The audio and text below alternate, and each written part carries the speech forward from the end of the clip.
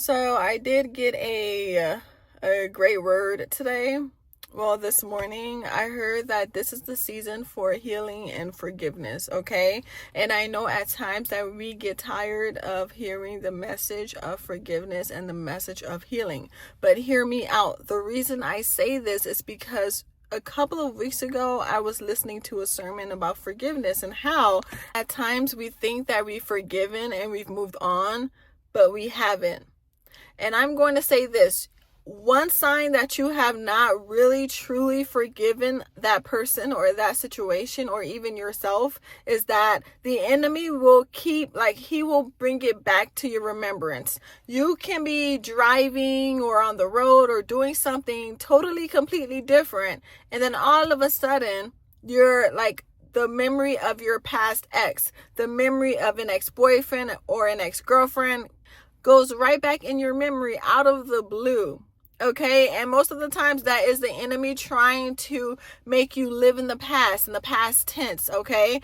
But truly, don't look at it as, oh, that's just the enemy bringing it up. If he's bringing that situation up or that person up, then ask God to do a heart evaluation.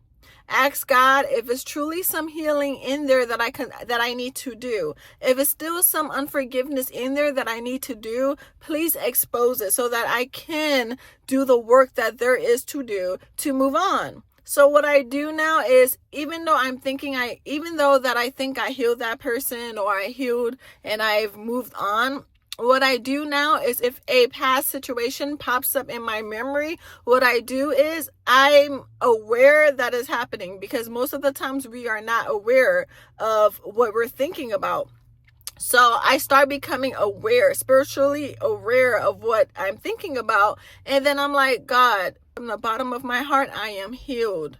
I let go and I let God. I forgive myself for letting it happen. I forgive myself for my disobedience. I forgive myself for my ignorance at the time. Or I do not live back there no more. I do not live in the past anymore.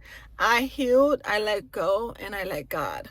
When I started doing this quite a few times lately, I realized that at times I feel like crying, and I'm like, wow, I really thought that I healed from that situation, which was years ago. I thought that I healed from that person. I thought that I had done this, I had done the work. But truly, when you find yourself still getting emotional about it, it's not saying that you haven't forgiven, but it was still some work there that was left to be done. It was still some healing there that was left to be done. And that is why God is isolating you. He may be isolating you because he wants you to get outside from the world, get outside from people's opinions, from TV, from electronics, from thought. And when you are isolated, when you're in the season of isolation, either because you don't have a job, or it can be anything. When you're working from home, whatever it may be. When you're in the season of isolation and you start meditating, you start praying, you start fasting, God will really show you. He will really bring the problems that you try to cover up, the unforgiveness you try to cover up or try to void, or he will bring situations and people up that still needs to be worked on. Let me see if I can say that in a better way. Okay, God will expose the thing that has not yet been completed. He will expose that and letting us know that this is what we need to work on. This is what still needs to be healed. This situation you still have not healed from, because where I'm taking you, you need to be healed from this situation. Where I'm taking you, you need to move on from your past. Where I'm taking you, come on, somebody, I'm talking to somebody. Where I'm taking you, you need to leave that in the past. You need to let go and move on.